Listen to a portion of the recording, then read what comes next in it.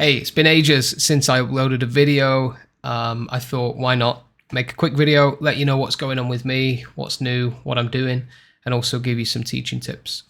So very quickly, I'm still teaching English. I teach at the Language Institute of a university, and I also have a lot of private one-on-one clients that I teach every day. It's kind of become my full-time thing, being sort of self-employed in that way.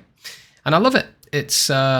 It's what I'm passionate about still. You know, it's been how long? 12 years, maybe 11, 12 years that I've been teaching, but now it is like, it's my career.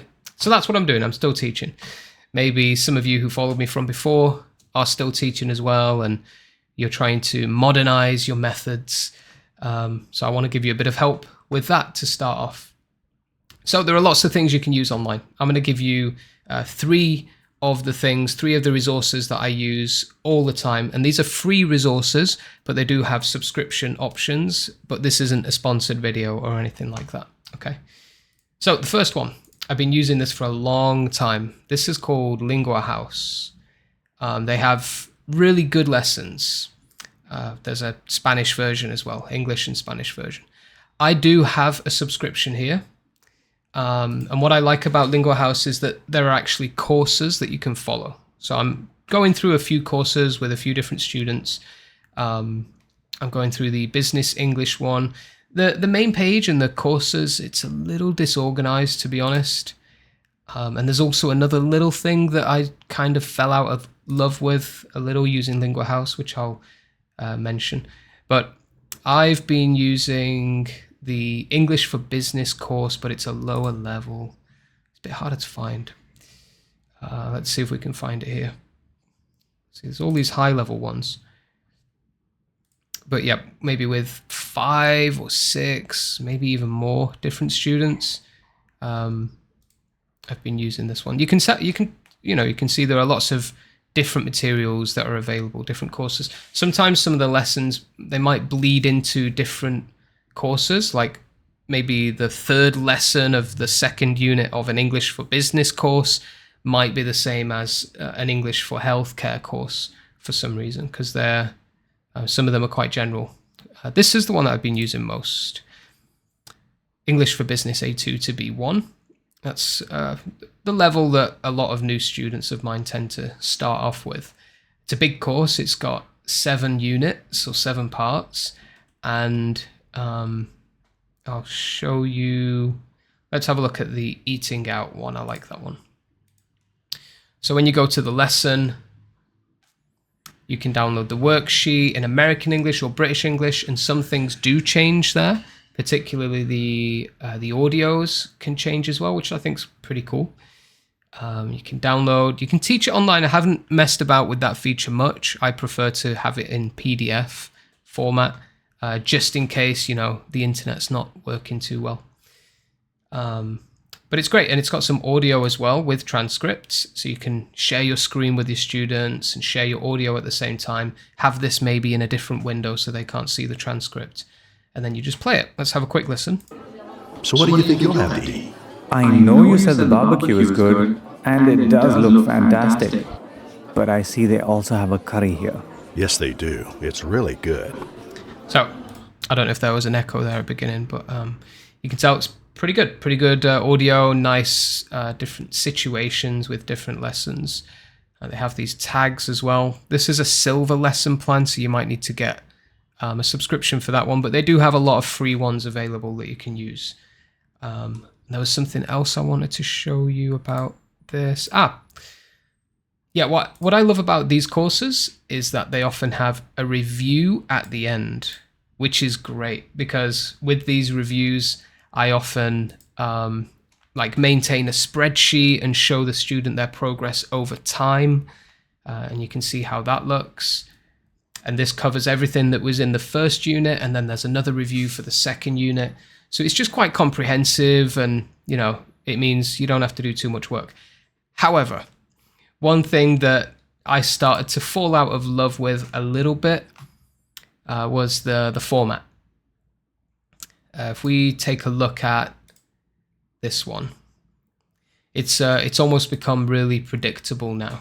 You have a warm-up, which is good, a vocabulary part where you match, a pronunciation part where you guess the syllables, and then it differs between a reading part, another vocabulary activity, or a listening part.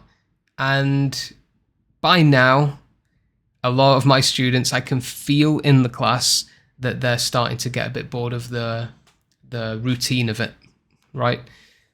So I've had to change things up a bit. I mean, you always need to do a little bit extra with homework or your own kind of warm-up just to personalize things. That's what I always do. But yeah, it got a little bit flat after a while. So the last one I'm going to show you today is the one I recently found, which is just completely, feels like a complete breath of fresh air in my classes, to be honest. So I love that. But the second resource I'm going to show you is ChatGPT. You can create, really customized content for students, and you can start building up your own list of prompts. So I have a notepad open on the side here, and one prompt that I've got is a vocabulary prompt. It says, I organized my students' learning notes into a neat learned language list like this, and I give an example. Now please organize these notes into a similar learned language list. Make sure to keep each point to one simplified line like above. Add a part of speech in brackets like above, in square brackets. I don't know. I didn't need that extra bit on the prompt.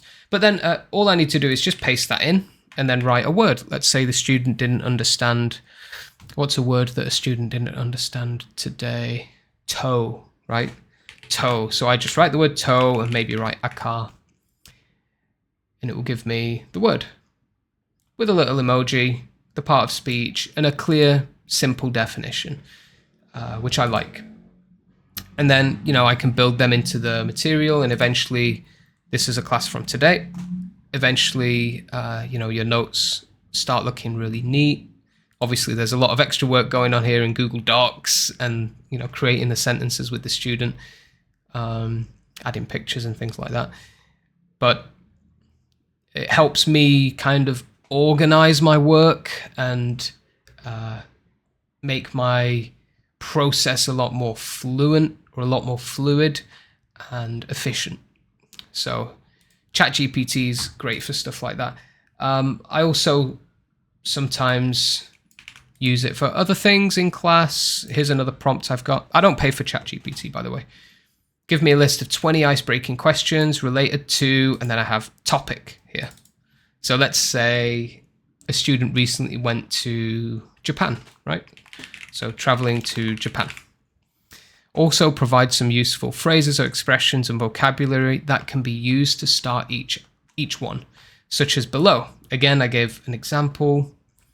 What do you do to reduce your carbon footprint in daily life? Some phrases to start, some vocabulary to use. So I've put in the topic. I can just press enter. And there we go. Creates basically a speaking lesson where I can just start copying and pasting these into Google Docs, doing a bit of, extra work on the side, adding some pictures and things like that. I try to be really thorough, but also really visual with classes. So yeah, ChatGPT. My tip with ChatGPT is start building your prompts and saving them. So then when you're ready, you can just, boom, throw in, a quick prompt with a quick edit, and it will give you whatever you want. One more example. This is a big prompt that I've got saved, and it's basically how to teach in a grammar point. So there's the prompt. You can imagine kind of what it says. If you want me to send you these prompts, I'll send you my PayPal so you can pay for them. No, just leave a comment down below, and I'll see which ones I feel like sharing with you. But I can say, let's say student made a mistake with look forward to meet someone, right? It should be look forward to meeting someone. Now that's not really a grammar concept, that's just this one particular one, but let's see what it does. Okay, it's getting a little glitchy here. All right, so I could copy this in. Have you ever said this? Oops, that's not correct. Let's learn why. What does look forward to mean? Here's the rule, the structure, some examples, some common mistakes, a mini quiz. And that's all done just with one quick copy and paste, and then editing, throwing in the extra relative thing that the student needs in that moment. What I love about building the prompts is it's just, it's all in the moment. Like once you've got the prompts, you've got the foundation, and then whatever happens in class, you can manage these spontaneous moments without a problem, without saying, oh, hold on, let me just, or sitting there thinking for too long. It's just fast and efficient. So ChatGPT. We've talked about Linguahouse, which is great for course books and reviews and things like that. Good material. We've talked about ChatGPT and how you can build on your own prompts. The last one is one that I found recently that I really like. It's called EngHub.pro. The subscriptions, I have a subscription here as well, but they have lots of free materials. But as of now, the subscription is only $10 per month. Unless you get the year, then it's less. And they don't have a wide range. It's just pro or free. The only other ones here are just to get a cheaper price if you kind of commit for longer. I love this. I love the material. I even sent them an email just saying like, wow, I love it. Just to show my appreciation for what they're doing. I'll give you an example of one that I really like and I've been using it. It's called The Art of Delegation. I think I was looking for material to teach a student because a student came into class and said, I cut my hair. And I said, did you? Right? Did you cut it? Where are the scissors? What scissors did you use? No. I mean, the hairdresser cut my hair for me. Such a long way to say that. So I looked for some material to teach, to have something done, or to get something done by someone else. I'll just open the student version here so you can have a look. Linguahouse have vertical PDFs, and these ones are in a horizontal format. So, if you end up using like a blend of these things, you're going to keep things dynamic, looking visually different, which is important. One downside to EngHub, which I've noticed, is if we zoom in, look at the quality. It's exceptional, right? That's a great thing, but it's also a bit of a burden because if you download the PDFs, they're pretty heavy, so you'll need a lot of space. So it has like a little warm-up, a nice reading activity that's really relevant and really cool. And then what I like about these, sometimes they're a bit text heavy with the higher levels. There's a lot of text on that page, but it's a good activity. You can tell there's lots of pictures. It's still very visual. I love this page. It's got great activity there. They also have games integrated in there. So if I just open this game, it'll load it up. It's through genially.com, which I've never used. And yep, it's pretty interactive. You can move things around, and then if they land here, you click, and you get some different questions or prompts related to what you're talking about with the answers there as well. They also have videos integrated into the lessons. And yeah, it's just really cool. I just recommend if you're a teacher, if you teach online, have a look at this website and make them grow. I want them to grow. I don't want them to stop. I want them to keep the subscription price at $10, but I want them to have a reason to keep going, and I want them to succeed because it's a really good platform. They also have online presentations, which you might like. Personally, I don't use this because I like to make a lot of notes on the PDF, but you can see it looks a lot more interactive. It might be good for group classes where you're more just presenting and talking rather than editing and writing on the board there, right? But yeah, that's what I wanted to share with you today and show you. I hope that you found something useful in this, and I have been considering coming back to YouTube just to make some more videos based on what I do and some tips that I have for teaching online. You know, at the moment I probably have around 50. It sounds like an exaggeration, but it's probably more than 50 one-on-one students that I'm teaching right now, and things are going well and I'm learning a lot and I'm really just loving what I'm doing.